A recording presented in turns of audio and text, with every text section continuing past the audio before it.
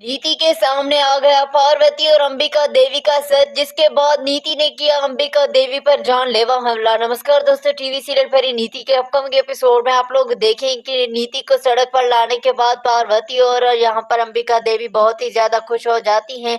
लेकिन नीति को पहले शक ही नहीं होता और नीति को लगता है कि ये लोग ऐसी कोई गड़बड़ नहीं कर सकते। पर उस वक्त जब नीति सुन लेती है सारी बातें अंबिका देवी और पार्वती की, तो नीति के होश ही उड़ जाते हैं और नीति मन में सोचती है कि इन लोगों पर मैंने आंखें बंद करके यकीन किया और इन लोगों ने मुझे सड़क पर लाकर छोड़ दिया। अब तो मैं अंबिका देवी को नहीं छोड़ूंगी। इसी ने पार्वती का साथ दिया है और पार्वती इसके सहारे में ही ये सब कुछ कर रही है। जब अंबिका देवी ही नहीं रहेगी तो पार्वती खुद ही सड़क पर आ जाएगी और मैं बाजवास की सारी प्रॉपर्टी फिर से अपनी ही कर दूंगी। अब यही बात सोचकर नीति जो है वो अंबिका देवी पर वार करने की कोशिश करने वाली है, लेकिन उसी एन वक्त पर एक अचानक अनजान शख्स की एंट्री होगी, जिसको देखने के बाद तो सारे लोगों के होश उड़ जाएंगे, जिसकी अतीत की कहानी जुड़ी होगी इसी परिवार के साथ।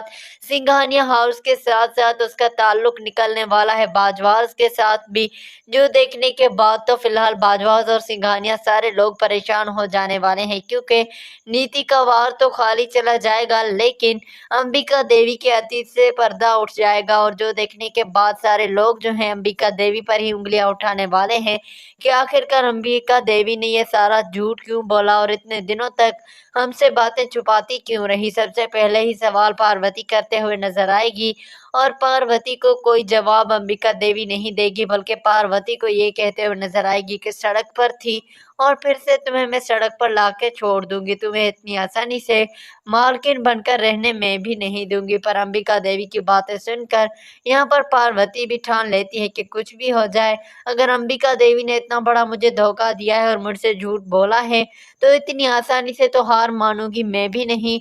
और मैं इन लोगों को बताऊंगी कि मालकिनें कैसे काम करती हैं। इन सारे लोगों को तो मैं अपने सामने नौकर बनाकर ही अपने बदले लूं। पार्वती जो है अपने सारे दुश्मनों को गुस्से की निगाहों से देखती है और मन में पार्वती यही सोचती है कि मेरे दुश्मनों ने जितनी भी गड़बड़ी करनी थी कर ली है, लेकिन अब सारी प्रॉपर्टी मेरे नाम है।